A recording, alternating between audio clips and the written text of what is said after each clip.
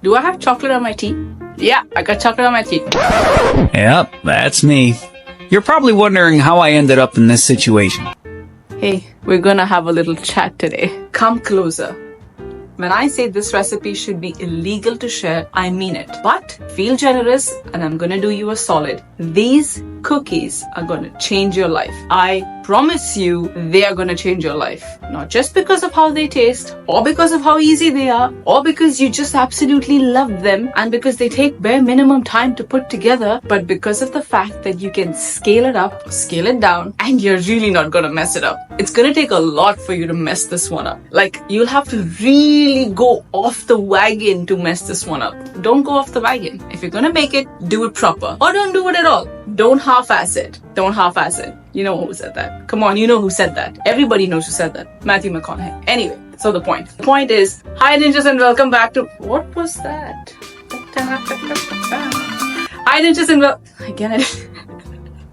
Hi ninjas and welcome back to my YouTube channel. Today we are making a single serve chocolate chip cookie. But let me do you a solid. This is not any single serve chocolate chip cookie. No sir, it's not. This single serve chocolate chip cookie is my go-to recipe. There are so many good single serve chocolate chip cookies. Why do I say that? This recipe measurements can be doubled, it can be tripled, it can be quadrupled, and it will absolutely... what's the word? And it'll be a success. When I say this is the only recipe you need, I freaking mean it. The original recipe makes 2 cookies. That's 4. Makes 2 cookies. It takes less than 20 minutes to make. It takes about 5 minutes if you want to really be in slow motion while you're mixing the dough together. And then it takes maybe 9 to 10 minutes to bake depending on your oven. I don't like over baking my cookies. I always underbake them. I'm giving you a couple of minutes as grace period because you never know what you could get up to in the kitchen, right?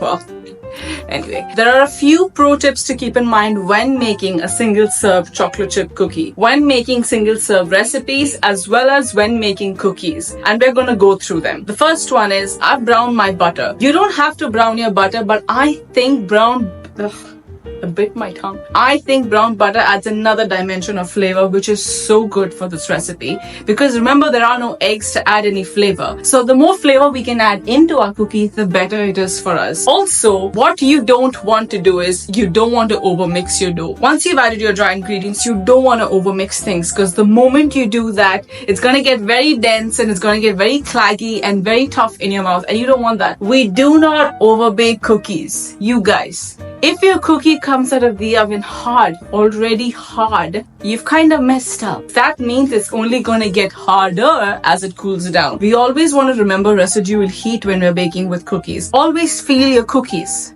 No pun intended there. Hey. Classic. But always feel your cookies when you take them out of the oven. They should be soft, not just in the center, but also on the sides. There has to be a crust, obviously. It shouldn't be raw batter, but you get my point. You want to let them cool down on a wire rack, and this really helps to let it cool completely because there's air circulating all through when you use a wire rack. What else?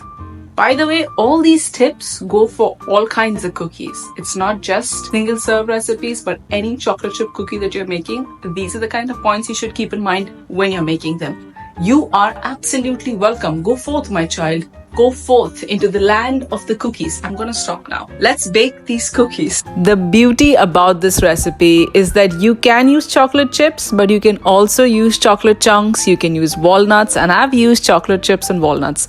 The recipe starts off with browned butter. That is such an important factor in this recipe because it makes it so much more delicious. We have white and brown sugar. You just want to mix it together until it's kind of incorporated. Add in your vanilla and stir that around.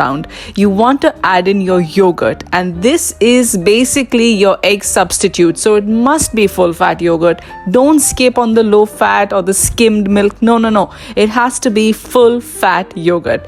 You then want to add in your flour. To keep these gluten free, use a gluten free flour mix, and you want to stir that around. I've also added a little bit of corn flour, and that's what gives it a super fudgy and chewy texture. Halfway through the mixing, add in your add-ins. So I've done chocolate chips and walnuts like I said, but you could go with any add-ins of your choice. Do not over mix your cookie dough at this stage, or else you'll get really dense and heavy cookies once baked. On a lined baking tray, you want to use an ice cream scooper or a cookie scooper to portion out the dough. If you're making a single serve, you just get 2 cookies. I have tripled the recipe here so I could get a little bit of a larger batch. Bake these cookies at 180 degrees for 9 to 10 minutes. Do not overbake them. You want to let them cool on a wire rack and definitely not on the baking tray. Now let's see how it is on the inside. Oh my lord. If you want puddles, you can use chunks. I didn't care much for puddles. Even though I'm a chocolate puddle girl usually, I wanted a classic chocolate chip cookie. But I added walnuts into these for some crunch. That brown butter. Yo, brown butter is like... We need brown butter scented candles, honestly. Okay, let's just bite into these. Oh man. You know? Oh, I just dropped a crumb. I think we should cut into a close-up. Let's cut into a close-up of this. I mean, the chocolate is soft. There's a yummy crunch on the outside. The bottom holds itself. The center is soft and chewy and gooey. It is the perfect chocolate chip cookie. You guys, I think I got... Do I have chocolate on my teeth? Yeah, I got chocolate on my teeth. Anyway, they're ooey, they're gooey, they're soft, they're crumbly. The crunch is not only because of the walnuts, the crunch is also because of the way it's been cooked. Do not, and I mean it, you will thank me later, do not overbake your cookies. I've said it before, I'm not gonna say it again. So what I have done is, I have created an entire table on this recipe multiplied by 2 and multiplied by 3 because a lot of you wanted to make this recipe in a larger quantity. It's so typical. I give you a single serve, you want a larger batch. I give you a larger batch, you want a single serve. I give you eggless, you want with eggs. I give you without eggs, you want with eggs. I give you in cups, you want in grams. I give you in grams, you want in cups. You know, but you can't make everybody happy. I prefer serving these cookies warm straight out of the oven, but you can cool them down. I also like to serve them obviously with milk and cookies. Who doesn't like that? I love dunking it into coffee, and I'm not a coffee drinker, but somehow these cookies and coffee just, they work together. Dippy situation. But if you feel like you want to step it up a notch, I would recommend scooping a little bit of vanilla ice cream into one cookie and adding another cookie on top to make a cookie ice cream sandwich. You gotta do this while the cookies are warm so it kind of melts the ice cream a little bit, and then just dig into it. You could dip it in dark chocolate, let that set a little bit, and Bob's your uncle. This is a single serve recipe, which means you should not really have any leftovers, and if you do, then you have nothing to worry about. Just store them in Ziploc bags or in an airtight container, and you can leave it at room temperature for up to 5 days. If you are going to be storing them longer, put them into the freezer and they will last for at least a month. And when you're ready to eat them, microwave it for 10 seconds or pop them all into the oven for at least 5 minutes until they've completely warmed up. Do not bake them again. You want to just warm them up a little bit, and that's it. Just serve it as it is. Serve it warm, serve it room temperature, it doesn't matter.